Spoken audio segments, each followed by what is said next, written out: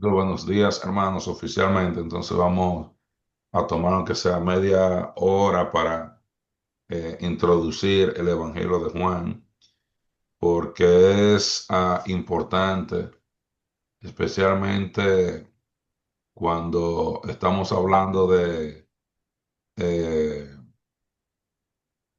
de la gracia gratuita y eso, entender que tenemos que explicar el mensaje de vida eterna eh, por el estudio de la Biblia, libro por libro, y por teología bíblica más que a veces la teología sistemática. Entonces, es bueno poder estudiar un libro a la vez de la Biblia y cuando uno va libro por libro, es mucho más fácil entender y ver cómo todo el libro fluye.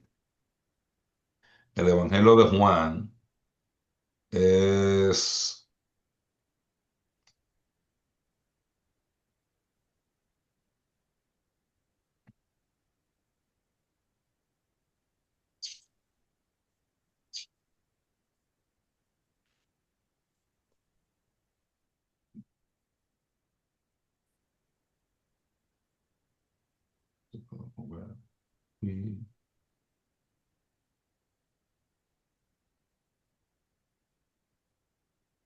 Eso no quiere compartir nada.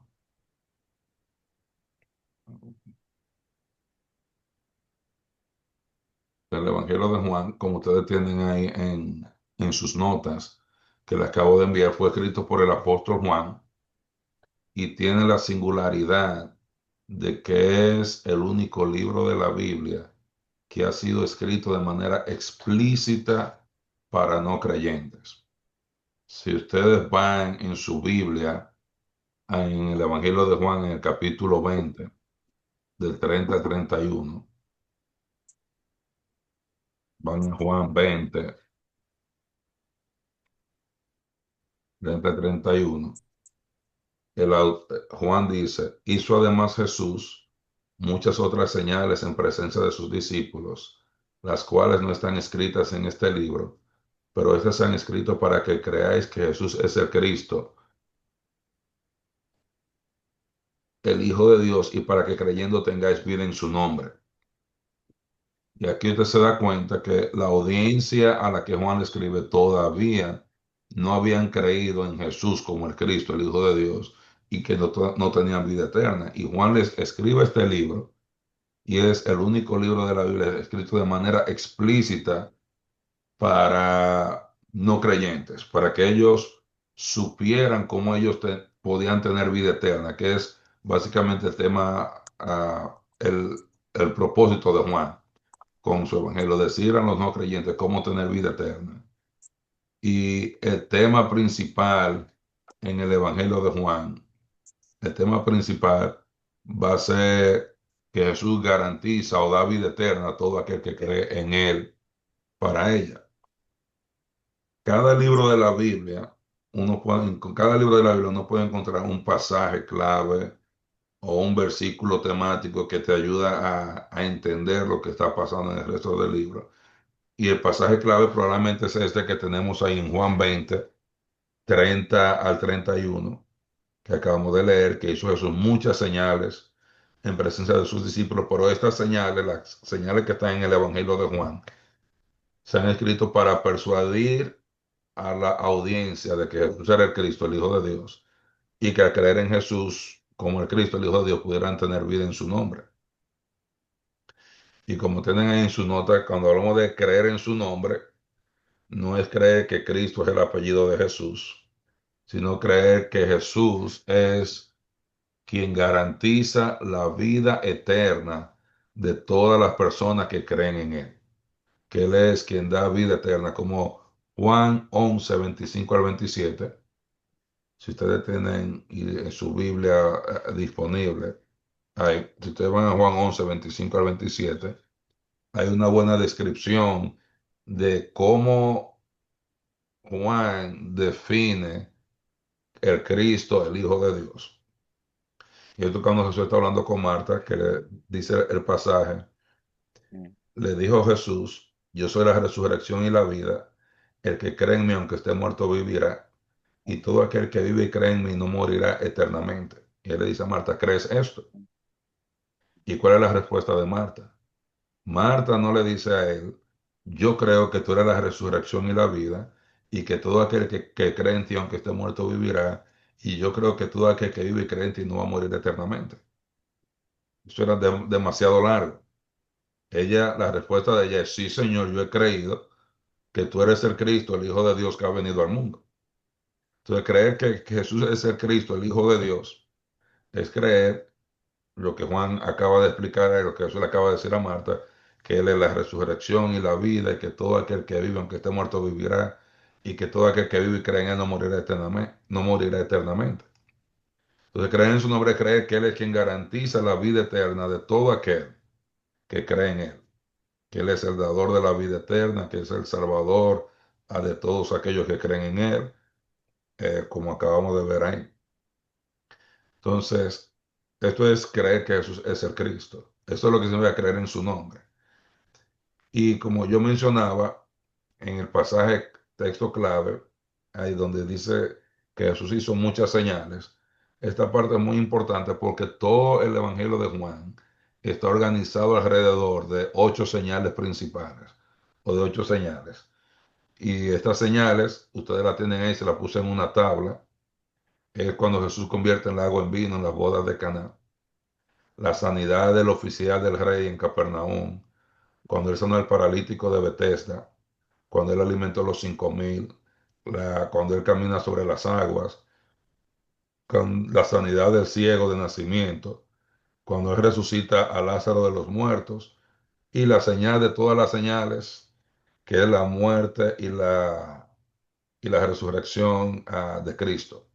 Entonces, Juan tiene estas 7 señales y usualmente hay algo de enseñanza preparando para introducir la señal o para explicar la señal. Y cada señal tiene el propósito de persuadir al lector de que Jesús es el Cristo, el Hijo de Dios. Porque aunque había muchas señales que Juan podía escoger, con estas 8, cada una enseña algo particular acerca de Jesús como el Cristo y puede persuadir al lector de que Jesús es el dador de la vida eterna, quien da vida eterna gratuita a todo aquel que cree y llega a la cúspide con la resurrección de Cristo, que es la mayor de las señales.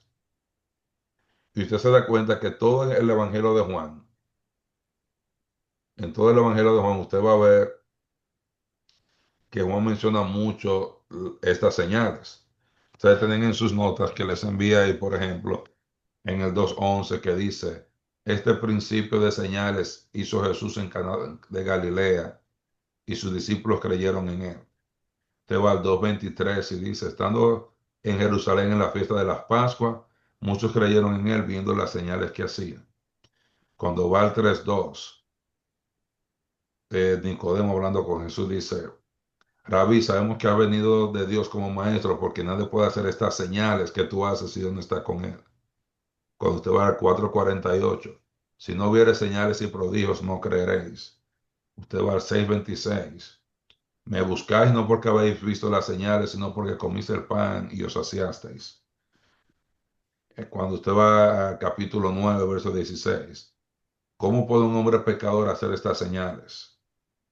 En Juan 12:37, pero a pesar de que había hecho tantas señales, no creían en él. Y usted se va a dar cuenta que Juan va resaltando el propósito de las señales que crean en Cristo.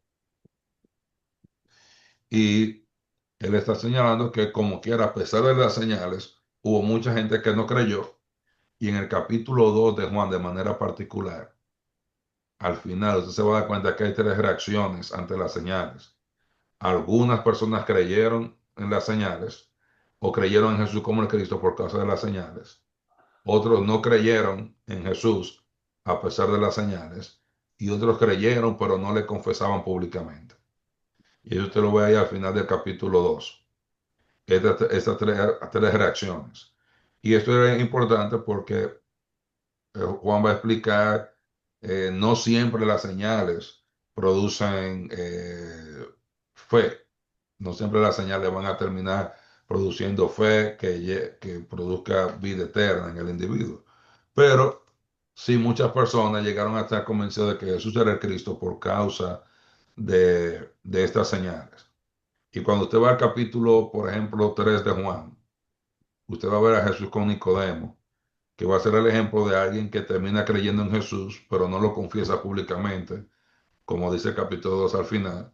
Cuando usted va al capítulo 4 de Juan, usted va a ver a la mujer samaritana, el ejemplo de alguien que cree en Jesús como el Cristo, el Hijo de Dios, y lo convierte y lo confiesa públicamente. Cuando va al capítulo 5, ve la oposición de los líderes judíos que simplemente no creen y rechazan la evidencia de las señales. El tema principal en Juan, y se lo puse en sus notas, es que Jesús garantiza la vida eterna de todo aquel que cree en Él, para vida eterna, que Él la garantiza, que Él la da a todo aquel que cree en Él sin ninguna condición, sin ninguna condición, que Él le da esa vida eterna. Y de hecho, la palabra creer es la palabra clave, si pudiéramos llamarlo así, en el Evangelio de Juan, porque la palabra creer aparece en el Evangelio de Juan 99 veces. 99 veces.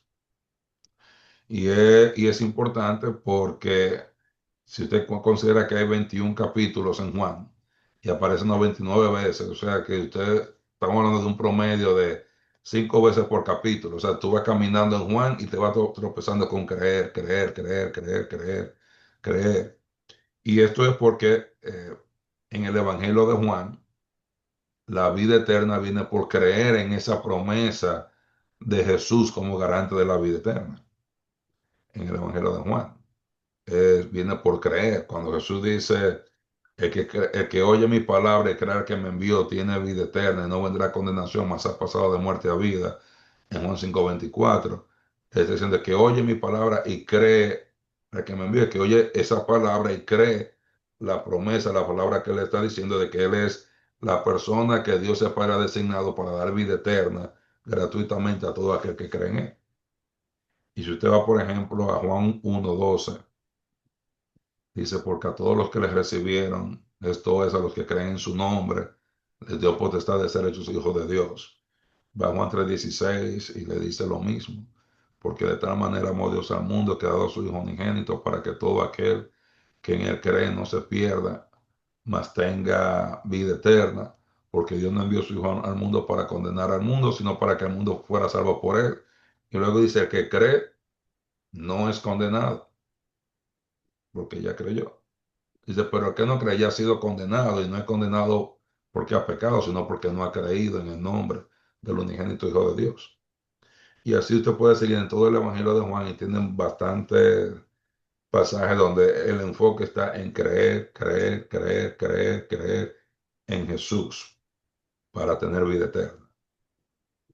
Ahora hay que entender que la palabra creer es lo que significa, porque ahí es donde viene la gran diferencia entre nosotros y personas que tienen otras posiciones como la salvación por señorío, porque muchas veces usted va a encontrar personas en el campo de la salvación por señorío que dicen sí es por fe, pero la fe es obediencia, la fe es compromiso, la fe es dejar de hacer ciertas cosas, la fe es rendición. Pero cuando usted va a las escrituras, usted se va a dar cuenta que creer significa asentir, estar convencido o estar persuadido de que algo es cierto. Y si usted es tan amable y va, por ejemplo, a Hebreos 11:1 en su Biblia,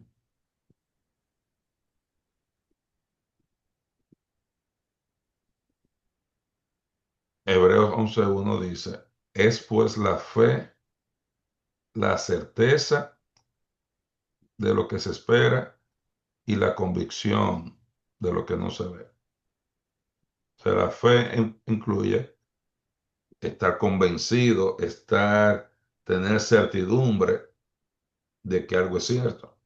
Cuando hablamos de creer en Jesús para vida eterna es estar convencido de que Él es quien Él dice que Él es el dador de la vida eterna. Estamos convencidos y persuadidos de que Él es quien da vida eterna a todo aquel que cree en Él. Es un pasaje porque la Biblia no define muchas palabras, pero fue de las pocas palabras donde la Biblia da bastante información acerca de qué significa. El otro pasaje, como ustedes tienen en su nota, es Romanos 4, 20 al 22, que si lo pueden buscar ahí. Y si alguien quiere en algún momento, mientras estamos haciendo brevemente el estudio, eh, comentar algo y eso, siéntase en la libertad. Dice Pablo en Romanos 20. eh, excelente. Manuel puso ahí el pasaje en el chat, el pasaje de Romanos. Emanuel, quizás tú puedes poner ahí también el de Hebreo. Hebreos y también el Hechos 28, 23 al 24. En Romanos, Pablo dice, hablando de Abraham, tampoco dudó por incredulidad de la promesa de Dios.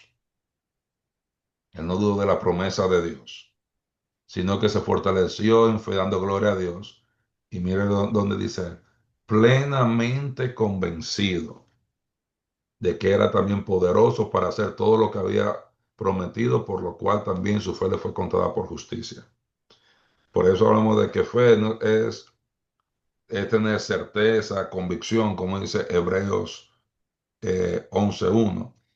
Y como dice aquí también Pablo en Romanos, es como hizo Abraham, él no dudó de la promesa de Dios, sino que él estaba plenamente convencido, él estaba 100% seguro, 100% seguro de que Dios era lo suficientemente poderoso para cumplir lo que había prometido y su fe le fue contada por justicia, que es básicamente lo mismo que nosotros hacemos al momento de creer en Jesús para vida eterna, que no dudamos con incredulidad, sino estamos convencidos de que Jesús es lo suficientemente poderoso para cumplir su promesa de dar vida eterna a todo aquel que cree. Y el momento que nosotros creemos en esa promesa de Jesús, que estamos creyéndole a Él o creyendo en Él, en ese momento que nosotros nacemos de nuevo, como el ejemplo aquí de Pablo mencionando a Abraham, estando plenamente convencido. Y el otro pasaje es en Hechos 28, 23 al 24.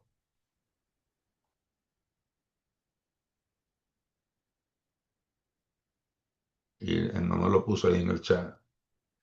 Y aquí está Pablo predicando, dice el pasaje. Y habiendo señalado un día, vinieron a él muchos a la posada, a los cuales les declaraba y les testificaba del reino de Dios desde la mañana hasta la tarde.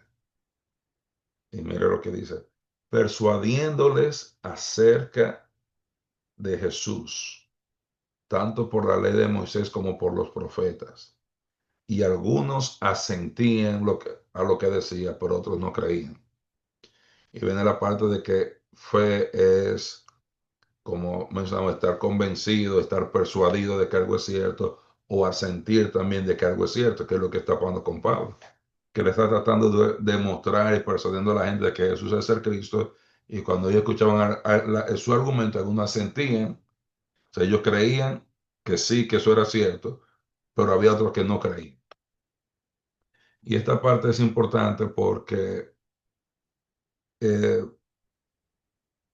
muchas veces, especialmente con hermanos o personas en el campo de la salvación por señorío, tú encuentras personas que dicen, sí, sí, yo estoy de acuerdo contigo que es por fe, pero te redefinen la fe.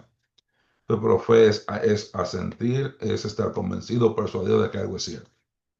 Y asentir es, pues es que no es una palabra que uno usa a veces todos los días, es aceptar como verdadero lo que alguien expresa o la proposición y mostrarte de acuerdo con lo que sea otro afirmado o propuesto. que básicamente si yo creo, yo estoy de acuerdo, yo estoy seguro de que acepto como verdadero de que Jesús es el Cristo, de que Él es quien da vida eterna a todo aquel que cree en Él solamente por la fe. Y en el Evangelio de Juan, usted va a tener dos divisiones importantes, del 1 al 12 y del 13 ya al 21, donde todo está hablando de cómo tener vida eterna. Del 1 al 12 la parte principal es cómo tener vida eterna. Y del 3 al final es cómo llegar a tener o experimentar esa vida eterna de una manera más abundante. Y si usted va al capítulo 20 de Juan,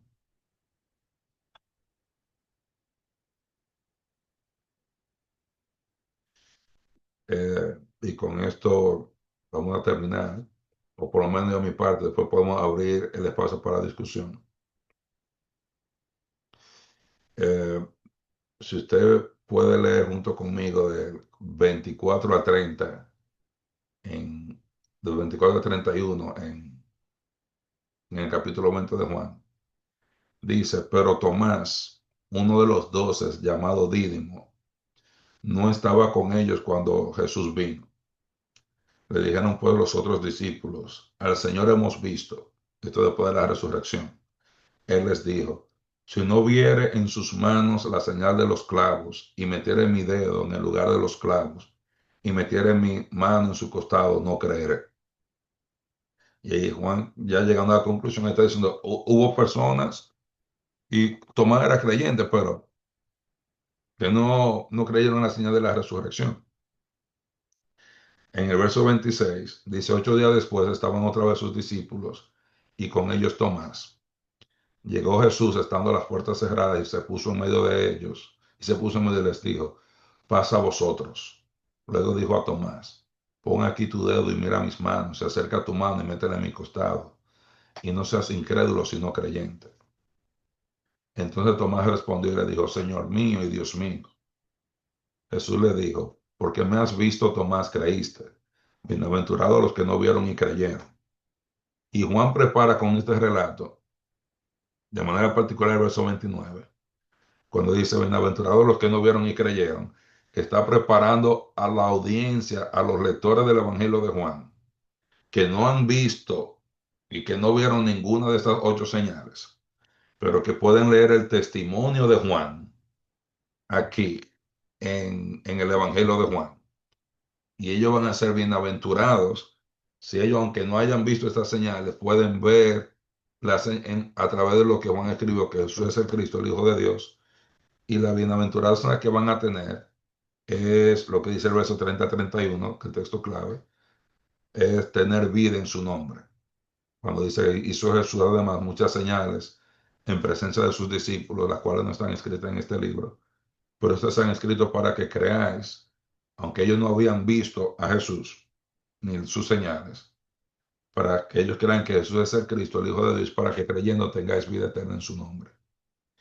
Y porque, y por esta razón de que es importante creer este mensaje de manera particular, Él prepara a la audiencia, mira, bienaventurados los que sin ver creyeron. Y estas señales, que ustedes no las han visto, pero las pueden leer aquí y pueden darse cuenta de que Jesús es el Cristo y pueden llegar a tener vida eterna en su nombre.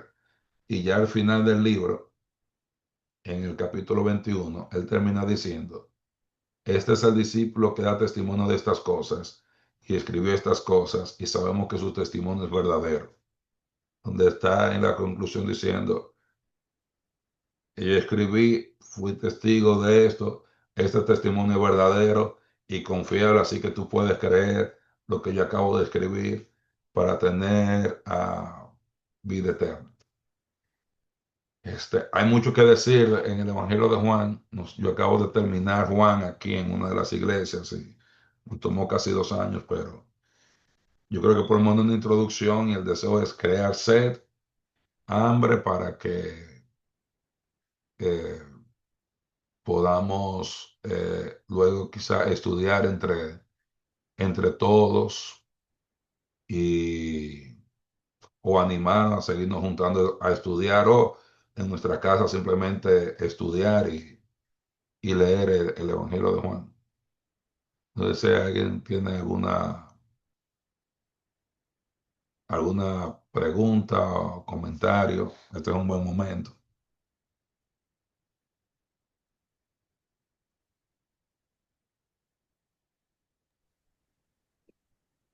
Bueno, permíteme decir algo, hijo. Una evidencia de que Juan fue escrito para decirnos cómo tener vida eterna es que Juan no contiene parábolas. Todos los sinópticos tienen parábolas. Obviamente las parábolas son enseñanzas para seguir a Cristo, de discipulado, pero eso no es el propósito de Juan. Y por tanto, no vamos a encontrar parábolas en el Evangelio de Juan. Y otra cosa, por ejemplo, algo que eh, con respecto igual a los sinópticos que yo hablaba con los hermanos en la iglesia era que porque teníamos esos tres evangelios y otro evangelio diferente, que es el de Juan. Y yo le mencionaba como uno ve en la señal de la cruz, que decía que estaba escrita en hebreo, en latín, en griego, que eran los tres grupos principales dentro del Imperio Romano, dentro de la iglesia, a los que había que discipular. Y uno tiene el Evangelio de Mateo para discipular a los creyentes con trasfondo judío, el Evangelio de Marcos para discipular a los creyentes con trasfondo latino, y el Evangelio de Lucas para discipular a los creyentes de trasfondo griego. Pero hay un solo Evangelio para decir cómo tener vida eterna. Hay una sola manera, un solo abordaje. Hay que creer en Cristo para la vida eterna. No hay ninguna manera, ningún otro camino alrededor de eso. Y tanto el griego, el hebreo, el latino, todo el mundo se salva de la misma manera. Entonces, sí, el propósito de los sinópticos es eso, discipular y evangelizar. Creo que yo me puso una pregunta.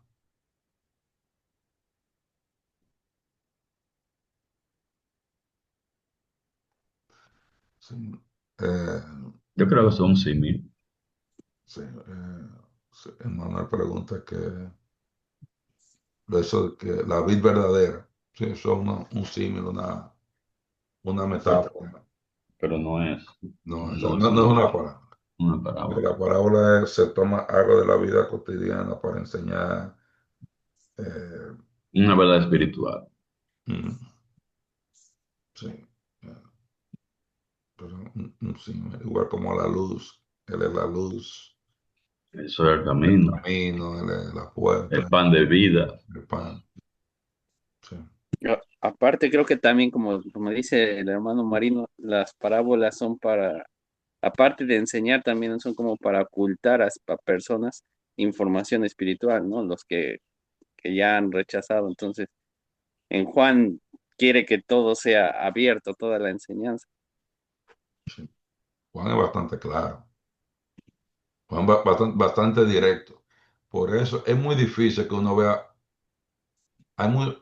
o sea, personas que enseñan salvación por Señor, es muy difícil que uno lo vea enseñando Juan, porque no hay manera de tú torcer Juan. Hay gente que todavía son ingeniosos y lo tuercen, pero no hay mucha manera de tú, lógicamente, torcerlo porque él es muy directo. Todo es creer en Cristo, creer en mí, creer en mí, creer en mí.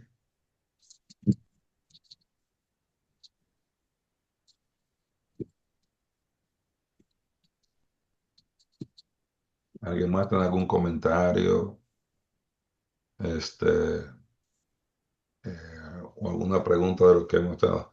Antonio, llegaste cuando terminamos ya el estudio.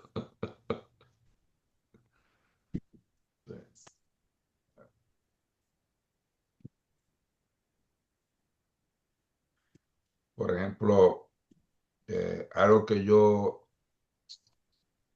con la palabra creer, algo que yo explicaba en la clase con los hermanos, que era lo que es el rango semántico de la palabra.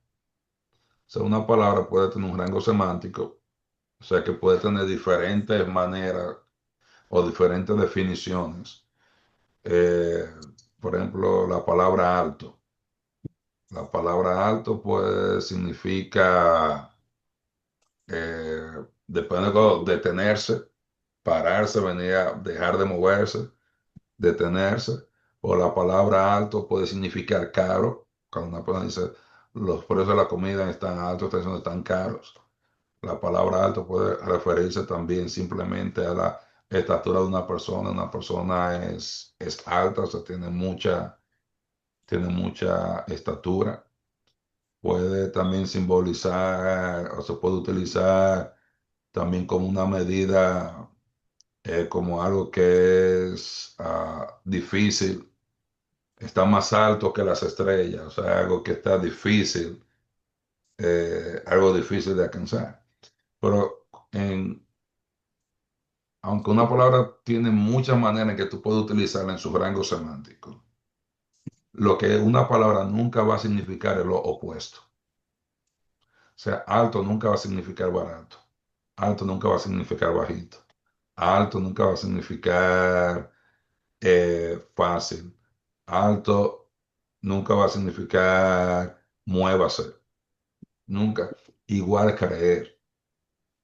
Porque muchas personas, por ejemplo, usted va al Evangelio de Juan, dice, miren, aquí dice que creyeron, pero realmente no fueron falsos creyentes. Es una fe espuria, una fe falsa. No, o sea, en ningún momento creer significa no creer. Cuando dice creer, significa creer. O sea, ese creer, porque muchas personas, por ejemplo, tanto en el Evangelio de Juan como en el resto de la Biblia, cuando usted va a Hechos, donde dice Simón el mago creyó, y te va a leer muchos comentarios. Eso es una fe falsa, él no creyó, no. Si dice que creyó, creyó, creyó. Creer no puede significarse no creer. Puede significar muchas cosas, pero nunca se va a significar no creer. Cuando usted ve las tres reacciones ante la señal en Juan 2, algunos creyeron y no le confesaban, y otros no creyeron. Esos que creyeron y no le confesaron, ellos también creyeron y creyeron tenían vida eterna. O sea, eso que creyeron no significa que creyeron, pero que creer significa no creer, no. Creer siempre significa creer. Ninguna palabra, no creer. Ninguna palabra dentro de su rango semántico normal nunca va a significar lo opuesto. Nunca va a significar, puede significar muchas cosas menos lo opuesto.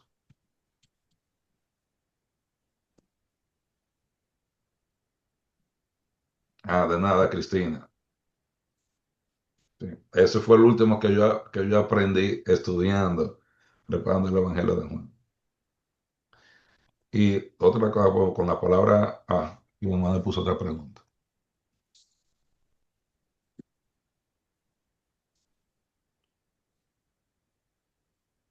Mi mamá pregunta si podríamos decirle a aquellos que nos acusan de que creer es asentir mentalmente, porque para ellos esto es sobrenatural. La pregunta de él es, ¿la fe es un don de Dios? Todos tenemos fe. La respuesta es, la fe no es un don de Dios. El versículo que usualmente las personas utilizan es el de Efesios, que dice, porque por gracia sois salvos por medio de la fe.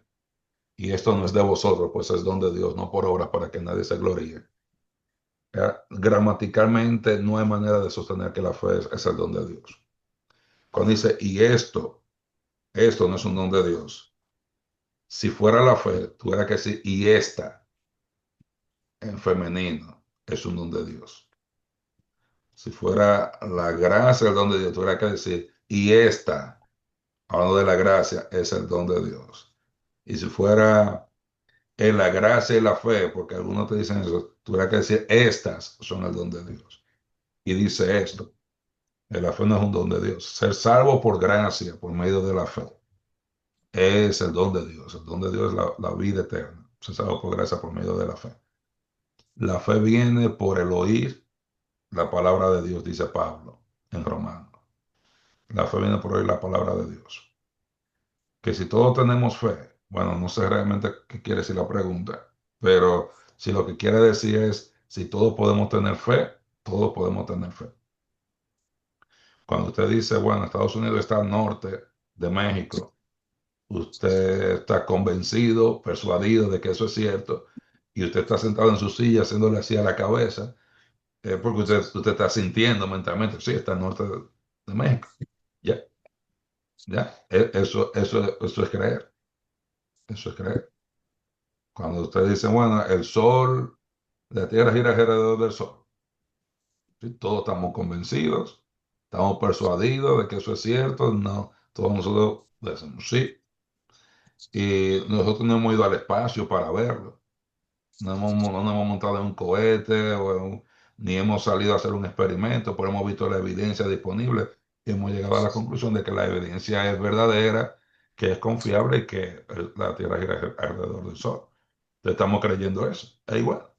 Cuando creemos en Jesús para vida eterna, vemos la evidencia textual en la palabra de Dios y la conclusión es, bueno, sí, yo creo que Él da vida eterna a todo aquel que cree en Él por la fe solamente, sin ninguna obra meritoria, sin nada, ya creyó, es creer. O sea, que no envuelve ningún sentimiento, igual que tú no tienes ningún sentimiento, dices, oh, la tierra gira alrededor del sol, y tú no te vienes, y no lloras, ni te tiras a llorar, ¿no? Desde México, Canadá, Estados Unidos está al norte de México. Usted no se pone a llorar, ni se tira al suelo, ni se golpea el pecho, ni llora por eso. No tiene que ver con los sentimientos. E igual, o sea, la fe cuando creemos en Jesús. No tiene que ver con nuestros sentimientos, ni con nuestras emociones. Si usted lloró en el momento de que usted puso su fe en Jesús, muy bien. Fue salvo porque puso su fe en Jesús, no porque lloró. Si usted no lloró, no fue menos salvo que el otro que lloró. O sea, es creer. Creer simplemente por fe. Y tengo aquí otra pregunta. Aquí, Antonio, ¿existe la posibilidad de que de lo que llaman los calvinistas falsas conversiones con algunas personas? O sea, que si hay personas que falsas conversiones, sí, hay falsas conversiones. Y yo es una Los broma. calvinistas. Yo iba a decir, muchos son calvinistas. Mira, mira, Juan 7, Juan 7, 20 y 21 dice, no todo el que me dice Señor, Señor, entrará en el reino de los cielos. En aquel día muchos dirán, Señor, Señor, y en tu nombre hicimos milagros y profetizamos y sacamos demonios. Y el Señor le va a decir, nunca os conocí hacedores de maldad. Eh, Ellas son personas religiosas. Son personas religiosas que están en la iglesia, en la cristiandad. Dice, en tu nombre, en tu nombre, en tu nombre. O sea, están haciendo el ministerio en el nombre de Jesús. Están predicando, están en culto, pero nunca han creído en Jesús para vida eterna. Nunca han creído en Jesús para vida eterna. Cuando tú vas a Juan 6, dice, esta es la voluntad del Padre, que todo aquel que vea al Hijo y cree en Él, tenga vida eterna. ¿Cuál es la voluntad? Cuando Jesús le pregunta, ¿qué obra hay que hacer para hacer la voluntad de Dios? Esta es la obra del que me envió, que creáis en su Hijo a quien Él ha enviado.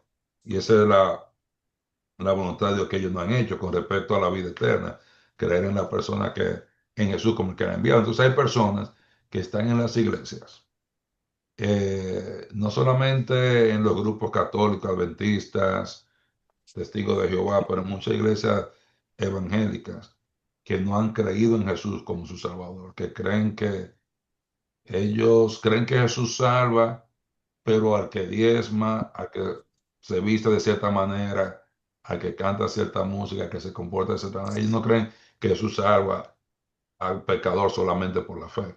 Ellos creen que Jesús salva al pecador que tiene ciertas obras, entonces no han creído en Él. Ellos tienen fe con obras. Y es otra cosa que yo he estado utilizando ahora. Gente que no cree que la salvación es por obras, pero fe con obras. Entonces es fe sola, ni por obra ni con obras. Entonces sí puede haber personas que tengan, cuando digo falsa conversión, en el sentido de que realmente no es que una falsa conversión nunca ha nacido de nuevo. Simplemente han hecho cosas buenas en la vida. O sea, en el infierno va a haber mucha gente buena.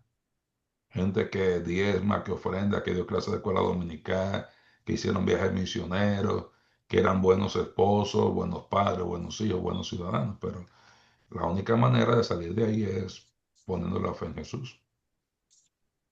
Creyendo en su promesa, porque ellos han creído en la persona o en la obra de Jesús, pero es lo que hay que creer la promesa. Sí, sí, hay que creer que Él da vida eterna. Toda fe es proposicional. O sea, hay una proposición que hay que creer. Hay un contenido que hay que creer. Con respecto al mensaje de vida eterna es que Jesús da vida eterna a todo aquel que cree. Entonces, eh, no todo el mundo cree eso. Hay personas que no creen que Jesús da vida eterna. Hay que creer en Él. Cuando uno ve el verbo creer, es un verbo muy particular y eso lleva a la gente a confusión. Creer en Jesús, creer en Jesús, creer en la promesa, todos son equivalentes. Todos son equivalentes. Por ejemplo, con todo el Evangelio de Juan, porque por ejemplo, el verbo enseñar. O sea, tú puedes tener, cuando tú escuchas la palabra creer, el, la persona puede estar implícita, el contenido puede estar implícito, la persona, por ejemplo, tú puedes decir, enseñas, y, o tú puedes decir, enseñas a los estudiantes, o tú puedes decir, enseñas griego a los estudiantes. Tú puedes tener, igual en Juan, tú vas a ver, que tú puedes tener, eh, Marta creyó, o esta persona creyó, o esta persona creyó en Jesús, o esta persona creyó en su nombre, o esta persona creyó que Él era el Cristo, el Hijo de Dios.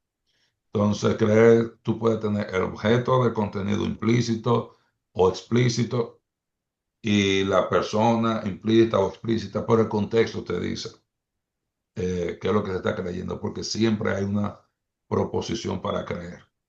Aquí otra pregunta dice, sé de alguien que dice que sus hechos demuestran, no, voy a poner esto mal, déjame ver por dónde, ok, sé de alguien que sus hechos no demuestra ser creyente, pero me dijo en una plática que había creído en Cristo. Entonces, realmente cuando entendí lo que usted nos ha enseñado por medio de las Escrituras, correcto. Y lo que dice Cristina, sí, hay mucha, ah, sí, sí han creído, y hay personas que han creído y saben que están mal y han creído. Y Cristina nos dice que igual nunca han creído que es un don, pensaban que tenían que pagar. Y tú sabes que algo que yo estaba hablando con Cristina acerca del precio, que es interesante, yo no lo había considerado así, que muchas veces el precio que hay que pagar lo decide el que lo quiere pagar. Como esto es lo que hay que hacer, porque esto es lo que yo estoy dispuesto para hacer para tener vida eterna. Entonces, hay que arrepentirse, hay que dejar esto y lo otro. Entonces, tratan de, nunca quieren recibirlo como un regalo, quieren tenerlo para pagar. Y Emmanuel dice, o sea, que los inconversos tienen sensibilidad a las cosas de Dios. Ellos hacen los ministerios en nombre de Jesús sin ser verdaderos conversos y justifican al derecho. En Juan 7, eso es el juicio del gran trono blanco, donde hay personas todavía discutiendo que yo me merezco ir para el cielo por mis obras. Todavía están en juicio del gran trono blanco y todavía están diciendo yo profeticé, yo hice lo que ellos nunca han dicho, yo he creído en tu nombre. profeticé en tu nombre, saqué demonio en tu nombre, hice milagro en tu nombre. Lo que le dicen, yo creí en tu nombre para vida eterna. Yo hice. Y eso en el juicio del gran trono blanco. Muy bien. Ese, ¿alguna otra pregunta? Y pueden usar el micrófono, todavía no se preocupen. Ah,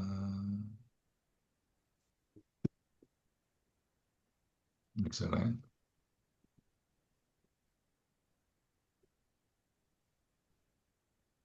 ¿Alguien más que quiera agregar algo, decir algo? Emanuel no puede hablar, está malo de la garganta o enfermo de la garganta. Mano Marino, bendiciones. Bendiciones a todos. Saludos, Gracias, saludos. gracias, Roberto.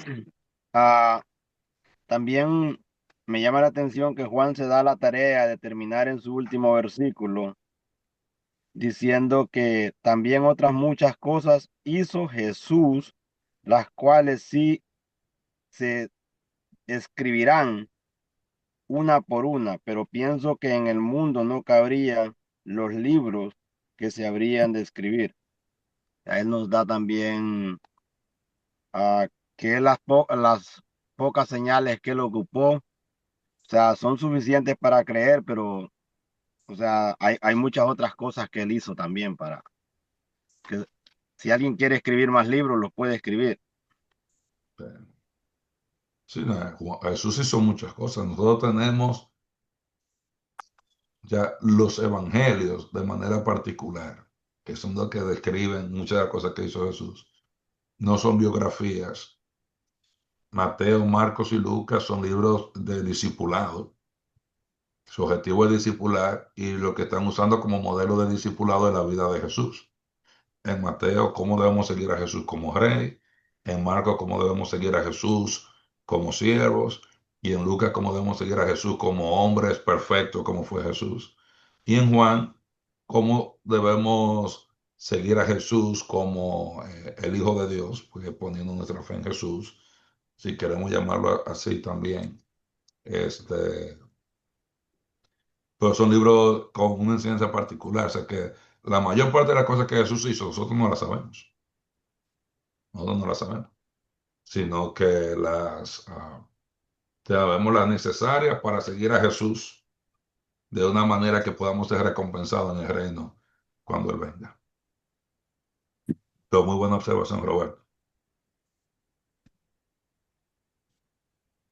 No sé quién más tiene alguna O- observación o comentario. un comentario. O sea, yo no hay evidencia de que alguien cree, o sea, yo no puedo ver la creencia de alguien. Y es lo que muchos a veces piensan como el quieren ver la evidencia de que alguien es salvo, pero realmente uno no puede ver si alguien creyó o no. Es, es algo como, es algo, ahí se me fue la palabra, es algo efímero. No podemos ver la creencia de las demás personas. Sí, sí. Nosotros podemos escuchar lo que la persona cree y tú hablando con una persona, tú te puedes dar cuenta muchas veces si cree el mensaje. Si no lo creía, hay veces que tú no te das cuenta que tú sabes, bueno, está por lo menos confundida, no sé si lo creyó antes o no, que es lo que pasa cuando tú hablas con muchas personas que han estado en la iglesia mucho tiempo y que lo han confundido. Por eso, eh, cuando tú vas a Romanos 4 dice que nadie puede ser justificado por las obras de la ley ante los ojos de Dios y que Abraham fue justificado por la fe. Pero Dios conoce a todo el que cree. Dios sabe que creyó. Y por eso el nuevo nacimiento, Juan dice, o sea, tú no lo puedes ver, es como el viento, tú no sabes de dónde viene, ni a dónde va, etcétera, etcétera. Que no es algo que tú puedes decir, mira, físicamente aquí está, yo lo vi. O sea, la pueden nacer de nuevo en el momento que cree, es justificado delante de Dios. Y esa es la importancia, que por la fe estamos justificados delante de Dios. Dios parece el que justifica por la fe, no el hombre. Y la tendencia que hay ahora es que yo necesito justificarte a ti. Yo soy el que necesito declararte justo, así que tú tienes que mostrarme tus obras de justicia, porque yo no puedo ver si tú has creído o no. Entonces nosotros tomamos la posición de jueces, jugamos a ser Dios, tratando entonces de justificar a una persona o no, declararlo justo y salvo o no, dependiendo de mi propia evaluación. Y es realmente uno de los peligros cuando uno está practicando la salvación por señoría, que es llegar a jugar a ser Dios, tratando de justificar a las personas, ya no por la fe, sino por sus obras. Aunque Santiago menciona eh, a Abraham siendo justificado por las obras, en contraste con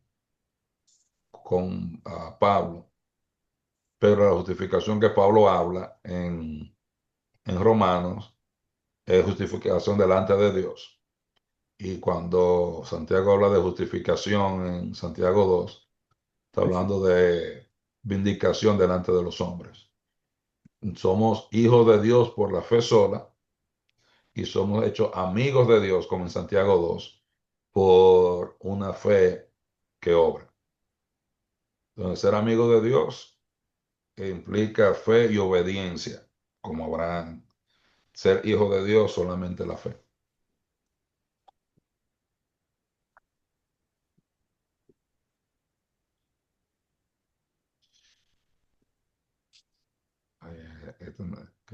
¿Cómo tiene que relacionarse los cristianos con los falsos conversos? No sé si veo usted quiere decir algo, pero mi respuesta sería depende. Depende. Si hay una persona que tiene la mente abierta, por ejemplo, cuando yo viajo, yo encuentro mucha gente confundida. Pero con la gente confundida, yo encuentro personas que tienen la mente abierta a escuchar y otros que tienen la mente cerrada.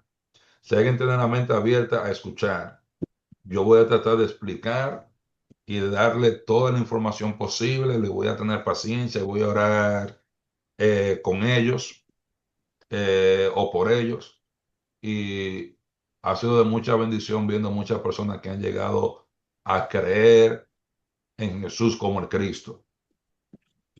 Hay otros que tienen la mente cerrada, que llega un momento donde ya no vale la pena insistir. Ya hay que dejar que Dios trabaje con ellos, que ya ellos han cerrado su mente. Y la otra, eso en cuanto al nivel personal, en cuanto a conversar. Y lo que yo sí hago es,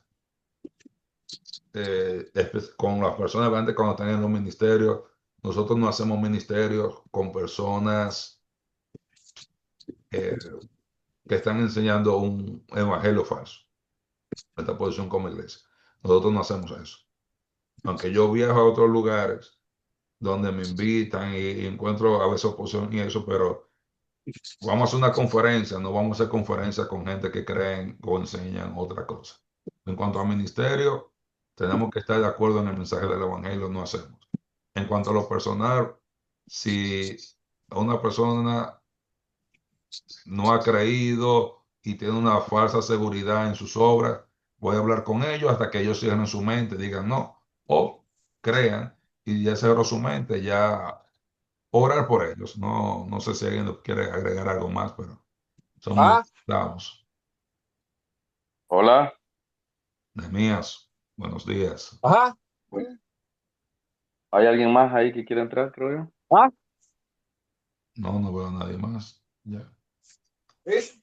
Oh, Eh, Emanuel es otra pregunta. ¿Es necesario saber que uno es pecador y está perdido para creer en Jesús para vida eterna? No, no. Jesús le dijo a la mujer samaritana, hay que conocer el don de Dios y el dador del don de Dios. Cuando tú evangelizas a un niño, por ejemplo, es difícil que un niño con 6 años, 7 años entienda, yo me voy para el infierno, yo soy un pecador malo, perverso y merezco con tormento consciente eterno. Pero que un niño puede creer que Jesús le da vida eterna, aún sin entender muchas cosas. Cuando yo evangelicé a mis hijos, mi hijo Daniel me dijo una vez, papi, ¿y cómo eso nos va a llevar al cielo? Un helicóptero. Porque todavía tiene un pensamiento muy concreto. Él sabe, vamos para el cielo, vamos a estar con Jesús, Jesús da vida eterna, pero todavía no entiende de que, bueno, Jesús, Él viene y nos va a raptar, o cuando Él venga nos va a resucitar y nos va a sacar de la tumba. Estamos en un helicóptero. Entonces, por eso sí sabe que Jesús da vida eterna. Entonces, eh, si somos estrictos en la pregunta, yo sé que la mayoría de las personas sabemos que somos pecadores. Aún el inconverso, aún el ateo sabe que es pecador, pero eh, cuando Jesús evangelizó a la mujer samaritana, Él no le dijo, tú estás perdida, tú eres pecadora, va al infierno. Cuando Él evangelizó a Nicodemo, Él no le dijo, tú estás perdido, o tú vas para el infierno, tú eres un pecador malo. ¿A quién Él sí le sacó en cara sus pecados? Y especialmente el pecado de la dureza de corazón, a los líderes judíos. Porque a mayor dureza de corazón, más fuerte era la confrontación de Jesús con ellos. Cuando Jesús habló con el noble al que le sanó el hijo, él no le sacó en cara si era pecador. Y lo mismo el ciego, él le dijo, ¿crees en el Hijo de Dios? Dijo, no, ¿quién es para que crea? Yo soy. Y creyó y le adoró. Pero él no tampoco dijo, mira, tú eres pecador, tú vas perdido, tú vas para el infierno, etcétera, etcétera. Este, No, no es necesario. Ya cuando tú vas a predicarle a alguien, en caso por caso, ya uno puede decidir si uno entiende que es pertinente o no, pero el foco del evangelismo es Jesús da vida eterna a todo aquel que cree. Ese es el foco del evangelismo. Y si tú quieres ser efectivo, no debes salirte de ahí. Pues cuando nos vamos por las ramas, la gente se enfoca en otras cosas, entonces llega a perder la concentración y el target, el blanco, la diana es creer en Jesús para vida eterna.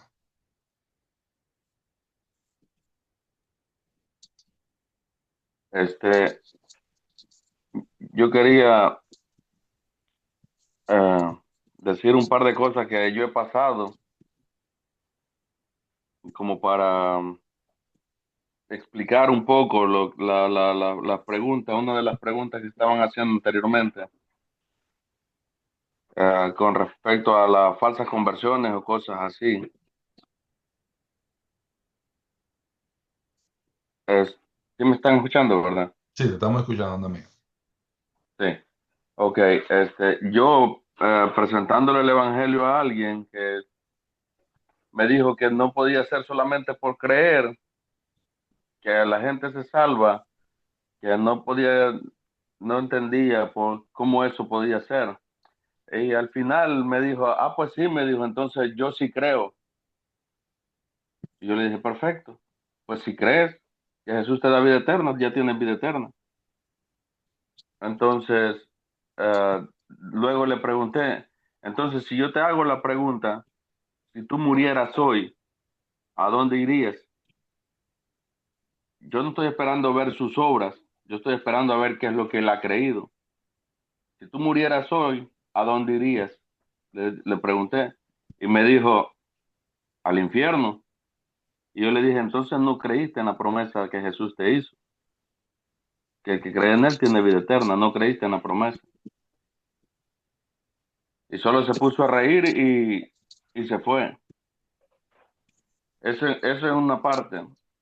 En la otra parte, llegué a hablar con un muchacho que esto me pasó yo recién llegado al camino del Señor y le decía a todo el mundo que creyera, que creyera, que creyera. Cuando yo me di cuenta de esta gran noticia, yo se lo quería decir a todo el mundo.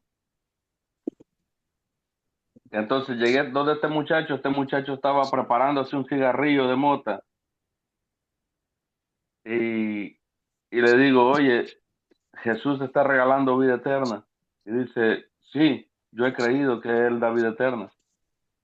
Y yo me le quedé viendo como, pero ¿por qué estás haciendo ese cigarro de mota si has creído que Jesús te da vida eterna?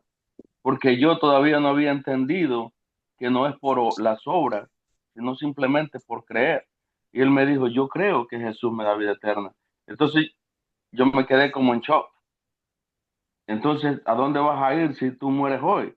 Entonces él dice, yo voy al cielo, Jesús me salvó. Eso al principio para mí fue un shock, fue un shock. Pero es Sí, que es la verdad. O sea, no es por nuestras obras, es por en quién pusimos nuestra confianza y para qué creímos en él.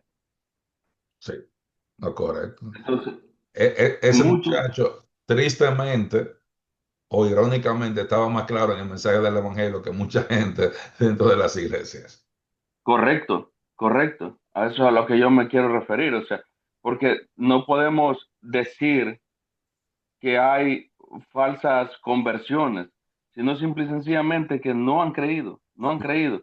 Y se puede comprobar con eso. O sea, ¿a dónde irías si murieras hoy? Bueno, yo creo que voy al infierno. ¿Ok? Porque nunca han creído en Jesús. Entonces, por eso necesitan, como usted dijo, afirmar sus obras y obrar, necesitan pagar por algo.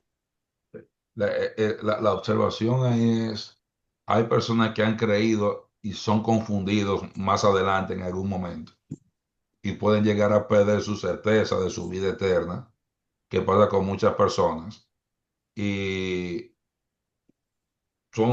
han creído, llegaron a una iglesia de salvación por señorío, perdieron su certeza y ahora tú le preguntas y no saben. Y ahí donde viene la parte difícil, porque hay personas que obviamente nunca han creído, que tú, hablando con ellos, tú te das cuenta, nunca han creído en Jesús para vida eterna. Hay otros que tú te das cuenta que han creído, pero hay otros que tú no sabes si fue que creyeron y los confundieron. ¿Cómo debemos tratarlos?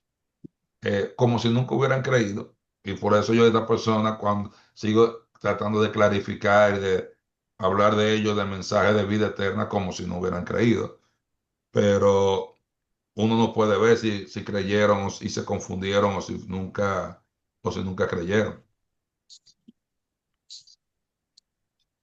Este, Y escuché que dijeron que cuál sería nuestro trato para las personas que como que no, que una falsa conversión, algo así, entendí yo. No sé si escuché bien. no, sí, yo tengo la pregunta de Antonio aquí, la puse. ¿Cómo podemos interpretar correctamente la indicación de Pablo en Primera de Corintios, donde dice que no nos juntemos con algunos que llamándose hermanos anden ciertas conductas reprobables? Oh, Sí, que era más o menos, es una buena pregunta. sí, Eh, Pablo es claro en Primera de los Corintios, donde dice, y estoy predicando Primera de Corintios los sábados, hoy me toca hoy por el capítulo 13.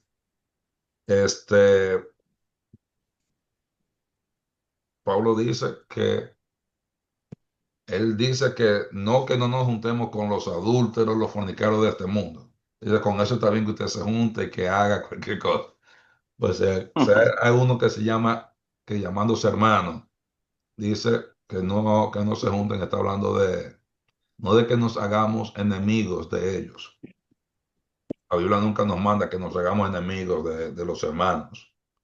Se está hablando de poner la mayor presión social en esa persona que se ha dado para que reconsidere su camino eh, y pueda volver a la comunión con el Señor. Y de manera particular en Primera de los Corintios, la reunión más importante en Primera de los Corintios, porque no había culto dominical como el nuestro tradicional, a las reuniones en la cena del Señor, donde no debían participar.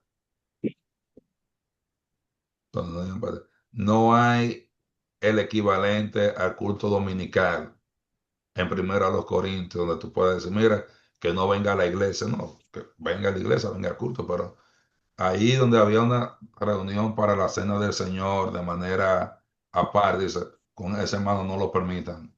Ahí, eh, esa es solamente una reunión para los hermanos que están en comunión, porque ese hermano no ha entendido el daño que le hace al cuerpo de Cristo esa actitud. Porque tú puedes trabajar con un hermano de la iglesia, está en el trabajo, y ese hermano anda en pecado, ¿qué tú haces? Tú no puedes dejar el trabajo. Está hablando de tener comunión, de tener ministerio con ese hermano, de participar en algunos privilegios exclusivos que hay en la iglesia para los hermanos que están en comunión. De manera particular, la reunión en Primera de Corintios, en casi todas las instrucciones, está hablando de la reunión de la cena del Señor. No eran reuniones dominicales, eran reuniones en las casas y compartiendo eso. Pero es una buena pregunta. Te voy a mandar luego mi nota de Primera de Corintios también, para cuando tenga tiempo después la revise por si acaso hay algo útil para ti ahí. Muy buena pregunta.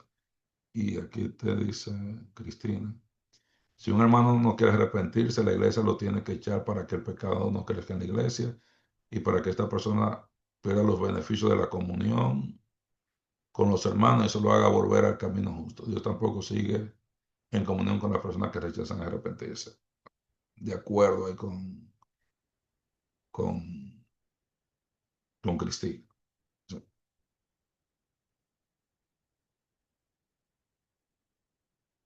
Y ahora tenemos mucho más servicios y reuniones que lo que tenía en la escuela, la iglesia primitiva.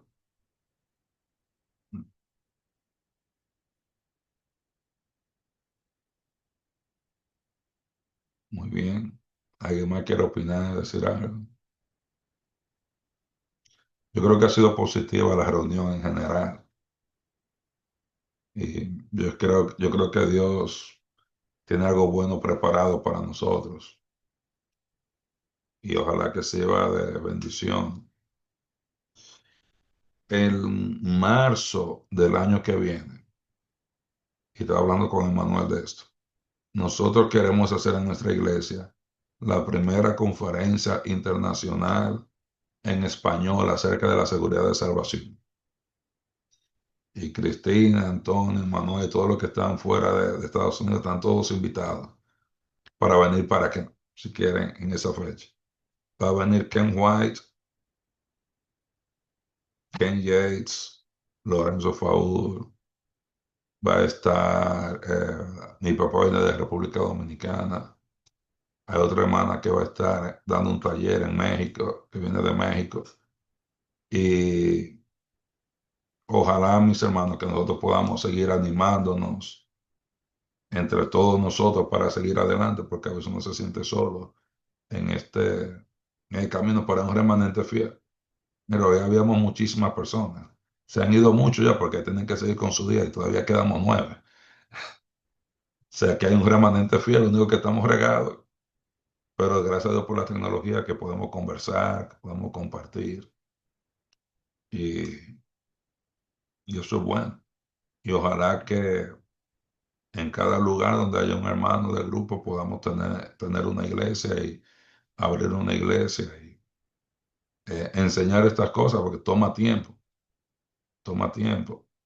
Nosotros podemos juntarnos por Zoom cada cierto tiempo, pero eso todavía no va a reemplazar tener una iglesia de la gracia y ojalá podamos seguir haciendo esto por mucho tiempo, pero ojalá podamos, que el Señor nos abra puertas, podamos tener una iglesia allá en Italia, allá en Venezuela, más en República Dominicana, en México, en Argentina, en Perú, en Bolivia, de otros hermanos.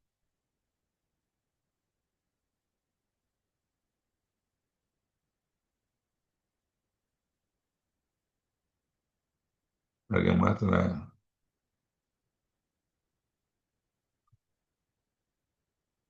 Entonces, Roberto, ¿tú quieres orar para cerrar oficialmente entonces? Amén. Vamos a orar, mis hermanos. Gracias, Padre de la Gloria, gracias por este día. Gracias por permitirnos, Señor, estar reunidos, Señor, como hermanos. Gracias por permitirnos cumplir esta promesa, Señor, que donde hay 2 o 3 reunidos en tu nombre, esté esa manifestación especial de parte de ti. Padre Santo, tú conoces a cada uno de mis hermanos, tú sabes sus problemas, Señor, tú sabes sus dificultades, Señor. Tú sabes, Señor, cuántas veces les han dicho algo, Señor, o los han ofendido por lo que estamos intentando, Señor, predicar. Estamos intentando predicar tu palabra en la forma correcta, una forma sana, sin ponerle cargas a cada uno de nuestros familiares o nuestras amistades en la comunidad, Señor. Padre Santo, ayúdanos, Señor, a ser mejores cada día y que podamos, Señor, compartir esta gran noticia, Señor, que podemos tener vida eterna, gratuita, confiando en tu santo nombre. Padre de la gloria, te damos las gracias por todo. Te pido, Señor, que guardes a cada uno de mis hermanos, que también algunos tienen que ir a trabajar, Señor, a luchar para ganarse el pan de cada día, darle las fuerzas extras que ellos necesitan. Bendícelos, cuídalos. Y te damos las gracias y esperamos pronto, Señor, podernos juntar de nuevo para compartir como hermanos. En el nombre de Cristo Jesús. Amén. Amén, amén. Dios les bendiga, mis hermanos. Estamos oficialmente despedidos.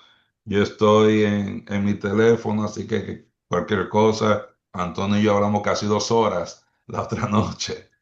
Así que estoy muy contento, Cristina. Fantástico poder haber conversado. Que si no fue la primera que llegó y conversamos un buen tiempo. Y damos muchas gracias a Dios y gracias a Dios por Emmanuel que ayudó a poner todo esto junto. Y por el trabajo que está haciendo en el canal bíblico para proveer algo sano con las pocas opciones que hay, trabaja bastante. Y eh, si yo los sábados no tengo problema en hacerlo temprano, así tenemos a Cristina de Italia, el que quiera mandar temprano, sábado no tengo problema ahí, o cualquier día, cualquier día. Bendiciones a todos. Amén. Bendiciones. Sí. Bendiciones. Yo grabé la reunión y la